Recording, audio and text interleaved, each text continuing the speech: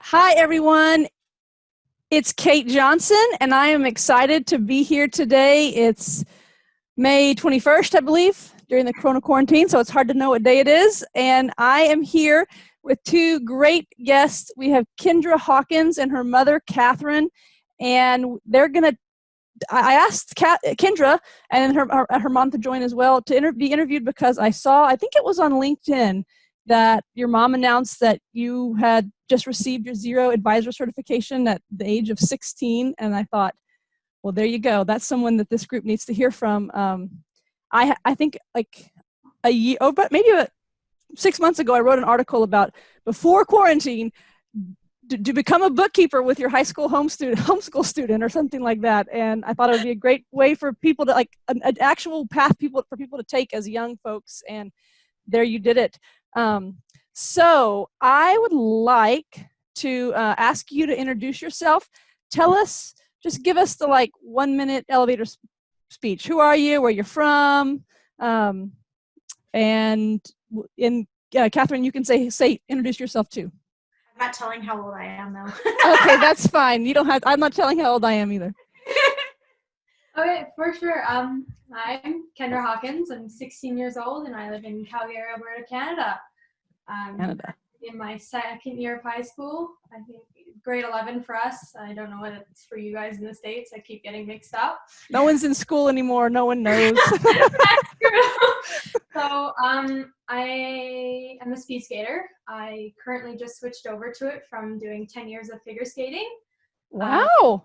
Yeah. So I'm a full-time athlete as well as a student, and now I have a job. Now you have a job. I was going to ask, what's your favorite book? I really like Becoming Michelle Obama. Okay. Yeah. Getting a little American flavor in there. Okay, we'll take it. Yeah. Go ahead. No, I really like the biographies. Like Michelle Obama's biography. I love her as an inspiration and a mentor for multiple different things. Another favorite book of mine is Clara Hughes. I'm not sure what it's called, but it's she's a Canadian figure skater. Speed skater. Oh my God, sorry. She's gone to multiple Olympics, and she joined the sport late like I did, so I just found her an inspiration as well. So I really like the biographies of people and learning about their story and their passions. So very cool. Before we get you to give a little bio, Catherine, I want to see, we got some folks watching. Do we have any Canadians on here? Chime in. Let us know where you are. Let us know that y'all can hear us. Just say hi to these two gals we're interviewing right now. I'm kind of looking for comments, but let us know that y'all can actually hear us. I am supposed to do that at the beginning of one of these things. We'll keep going. Catherine, tell us the high level about you. All right. Well, just quickly, I've actually been in the accounting world for over 25 years. I started when I was 10. Haha. But, wow. Just kidding. Oh. I wish. Oh, okay. Sorry. Because I want to make it not sound like I'm as old as I am. I forgot that I didn't pick up on the joke. Sorry about that. Okay. So I started my career out in public practice, working for a national firm for over 7 years in Winnipeg, Manitoba. And then I made a move out to Calgary and decided that I wanted to start my own accounting and bookkeeping practice, just because I loved supporting small businesses so they were empowered to do business while I supported them on their financial handlings. And then I made the switch over to my Xero. So now I'm still running my practice while working full-time as a partner consultant with Xero. Awesome. Do you have a favorite book? Well, it was Becoming, because I shared it with Kendra. I'm like, you have to read this because it's so good. Awesome. Yeah, so no, we do love those biographies. Yeah. Well, it's cool that you all can share that as well. It seems like y'all share a lot. So let's just kind of dive in. I'm hoping to keep this about 30 minutes long for those of you who are listening and listening after the fact. We won't go that long if we don't need to, but I wanted to do this because I think it's a really valid pathway for people to start off.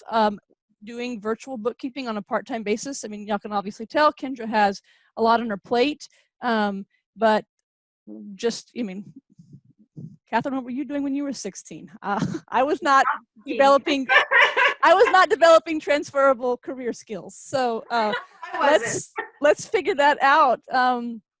And folks listening, if y'all have any questions, chime in at any time. But first, give us the background, Kendra. Why did you obtain your Xero certification? It was quite a long process, actually. Okay. I've always started to look at what I wanted to do as a career path really early. Like in junior high, I said to myself, you know what, I want to be a nurse. I want to help people. And that was my plan all throughout junior high. And starting into my first year of high school, I sat there and I was like, I can't do what nurses do. That's just not something I want to do. And I just didn't want to do it. So I joined a program at my school that it's like a high performance athlete development program. And I met a whole bunch of cool people that just helped athletes realize achieve their dreams through kinesiology. So I was like, well, I want to do that because I'm an athlete myself and I always love helping other people. And so I started doing that. And then I just did more research and I was like, well, I don't want to do that either. And so then I had an amazing opportunity with school to go to Finland. Okay. But I needed money to get to Finland. I didn't have any, so I needed a job. But being a full-time student and a full-time athlete, I needed a job that was going to allow me to do both. And so my mom suggested I started working for her part-time to make some money. So I was like, I'll take it. It's a job. And she's like, before you can work with me, I need you to get Xero certified so you actually know what you're doing. So that's why I got certified. Okay. Hard work. So when did you earn the certification? It was recent? Yeah, this year, April. Okay. I do want you to outline the process of the certification because I'm not one of those, and so I need to I'd like for you to share the details. But before I do that, I just want to point out how wise it is. So for the most part, you as an athlete are probably introduced to people who that's like a long road to go down, and most people, don't make it, or it takes them a long time to be able to like actually turn that into an income stream. Most people do it for the love, not for the money. But what a cool job. Any potential athletes listening to this too. I've kind of thought about like movie star, ask people who want to be movie stars or something, but I think an athlete would be similar, where you have to live this kind of funky life, and you might have time in the early morning because your games, just whatever, like this flexible line of work, it would be such a good thing. And then you could just like have as many clients as you need to feed yourself while you're trying to be the next girl Apollo Ono or whatever. He's the only speed skater I know. So everyone just kind of keep that in mind. How I'm a real practical person. I studied economics in school. I like rational thought. And so for me, like the concept of like chasing your dreams, like, that's good, but like, let's all come down out of the clouds a little bit too. But this would be a great way to like marry the two, because you have to pay the bills. So I don't know. I think, if you have some wild dreams, or you want to go live in an RV for 2 years or whatever, or you want to travel the world, there's a traveling bookkeeper that I don't know if she's in this group or not, but I've seen online where like she lives all over the world. She has got no home, but she supports herself and her clients are happy. Anyway, okay, tell us about that certification process. Test, no test, lots of videos. Do you have to know accounting? Is it only software based? Tell us about it. Oh, okay. So I'm still relatively new, so I'm still learning a lot, but you set yourself up with Xero, and they've got something called Xero Central. And so there's two options to get certified. Is you can either go through all the courses they have there, or they offer every couple of months, I think. No, every once a month. Once a month, sorry. They offer a live webinar that teaches you like a video, and then you have to do like an assessment, which is just a test. And then that's just like a quick way to get certified. But if you want to like take your time, you can go through it yourself. So when I started, there wasn't a webinar. So I just started going through all the self-paced. And then I was like, Mom's like, oh, they have a webinar. You should sign up just to like reaffirm everything, which is a really great idea. And so I did. But during the process, I don't know much about bookkeeping, but I was able to pick up on some things. Like, I don't think you have to have much experience. You just got to be like willing to learn. Yep. So you also, I would have to just comment on that because I'd asked her how she did. And I was like, she goes, I don't know accounting terminology, but she goes, I just took a logical approach to the answer. Right. Okay. So, yeah. So I think that the fact that you're working for someone who has 25 years of experience is a great way. That's kind of the idea of like finding a mentor or something, because ultimately, if you ever want to go out on your own, which you'll probably make more money than your mom's paying you if you ever do that, and get your own clients. You know what, you could be like the bookkeeper for all the like mid-tier like athletes, you know, who like have some like deals, you know, and they're like, the numbers, I don't know. Don't let me be broke. Don't let me blow my Nike money or whatever. Anyway, but in order to do that, you actually do have to know those accounting terms. But this is a fine way to start. I always preach, and I want to take time to say it now, that like the first step for me of becoming having your own bookkeeping business is learning accounting, because the software is only as smart as like the fundamentals. Using the software, you have to know the fundamentals behind it, or you'll make a mess. And I see it all the time. And but the mentor aspect is a great way, and so you will learn, and you'll But before you have your own client, like all those accounting terms, you will need to know. But you're learning as you're going, which is a great way. Lots of people start out this way. Hint, hint, everyone who has a teenager, make your teenager work in your business. Okay, looking at the questions. So obvious, I had a why'd you choose Xero? Sounds to me like you were pretty, it was sort of handed to you by a mom who works, for helping teach Xero partners. So I don't know that we need to spend a lot of time on that. But do you have some favorite things that you like about the software that you've learned as you've been introduced to the program?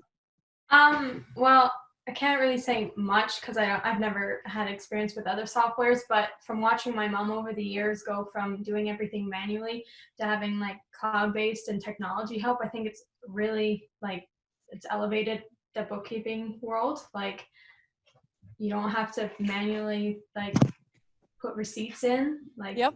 You can take a picture now in HubDoc and it'll do everything for you. You just have to look over it. Yeah. I don't know what it's like in QBO for that, but I can say Xero makes it really easy for pushing receipts over. So why don't you just take time now to what is it that you do for your mom to make that money to go to Finland? What work are you doing? Are you working in HubDoc? Like I guess I'm sort of surprised that you said that. Like that's cool. You're learning the additional apps as well. What does when you're on the clock, like when you're getting paid, what are you doing? Right now it's limited to pushing receipts over from HubDoc into Xero, and I've kind of just been looking over the receipts and making sure all the information's correct through some of the businesses that Mom's given me access to, but soon I think I'm going to start bank reconciliation. So okay. Right now I'm only just working with receipts, getting that good before I move on to something. I have a short ebook that comes with like a little accounting cheat sheet. I'm going to send it to you, and that's going to be like my thought is when you understand this little accounting cheat sheet that I have, that's like the minimum level of accounting that I would say anyone has to have. So I'm gonna get you that, and maybe some other I don't know if you're a pen and paper type of a gal, but there are some like books kind of that you could work through to kind of learn some accounting. maybe your mom could order those part of the professional development expenses of the company or something. Training her rock star new junior bookkeeper. So what, okay, so I liked learning about what you did, what you're doing, and it sounds like you're kind of new in the company. So I bet if we interview a year from now, your responsibilities will have grown greatly. And that will be really, really cool. So what do you, well, you said you were going to, I was going to ask what you do with the money you make, but is it only saving up for Finland? Well, the trip to Finland already happened. Okay. Yeah. So she's paying me back. You're working off your debt. We'll talk about going into debt later, but no, you and me, one-on-one. That's another soapbox. Yeah, no, it's almost paid off actually. Pretty sure. Okay.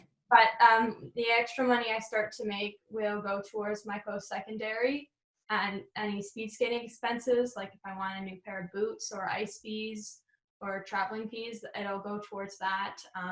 But I've said to myself, my mom's always taught me about saving my money.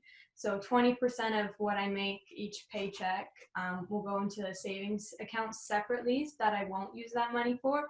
So it's there if I want to treat myself to anything or if I need a rainy day fund. I have Okay. aside. Very cool. And study the compound interest concept, although the market's a little bit weird right now, but if you put in some compound interest calculators and start saving anything for retirement at 16 compared to 26 or 36, there's like lots of zeros at the end that happen. Yeah, I wish I did that at 16. What'd you say? I said, I wish I did that at 16. I mean, no kidding. Even if you did like just 10%, just figure out, okay, I have my 20%, I'm going to take 10 and like not save it for like a car, but save it for retirement and any sort of investments. So that's what you do with the money. So do you interface with clients at all? Are you having to like defend your age yet? Do people know about you being part of the team? No. Not yet. Okay, fair enough. That's okay. So I guess people can't question your ability yet, but as your responsibilities grow, they are going to. And so I'll be interested in staying in touch and just seeing like, how are you, just the skills of like learning what it is to like talk to like a 40-year-old man via a Zoom call and or send them an email. Like even just like maybe you have some questions, you're categorizing stuff, and basic bookkeeping workflow is like when everything's categorized and there's 5 or 10 that you don't know what they are, composing that email to send to that client. That's a skill that some people don't have. Yeah. So you'll get there. And they might not even have to know your age. It's a good way of thinking about working virtually too, is like the appearance factor can be less of an issue as in more of like a corporate environment. So what advice would you give to any young teenager who's thinking of starting bookkeeping, starting developing software skills, kind of just this whole general line of work? Do you have any advice? Not particularly. I do say though, it's a good life skill to have. Like, as you say, it's always nice for people to have simple accounting skills to know. Mm-hmm. So any software development, any bookkeeping skills, I think it's always just a good life skill to have because that's always something you can add to your resume too, because I think companies really appreciate when you can understand the financials. For sure. You'll just feel more comfortable in meetings, I think. I mean, yeah, who knows where you're going to be? Well, actually, what are you planning to do next? Where do you see yourself in like after college and then maybe like 10 years from now? Well, right now the plan is to attend college, but okay. My plan is I've always loved traveling the world. So I think with bookkeeping going into a more cloud-based system, it's going to allow me to be able to work and support myself while traveling, because that's always a goal I've wanted to have, is to be able to travel and enjoy like life. I'm not sure what sport will look like in the next 5-10 years with this currently happening. But I hope that I can have money so I can just travel the world. I don't really want to settle down. Okay. If you ever want to see Navy fighter jets, you can come to Virginia and we'll put you up and and you can go on your way. We can sit by each other on our little laptop serving our clients, and then you can go do. Yeah.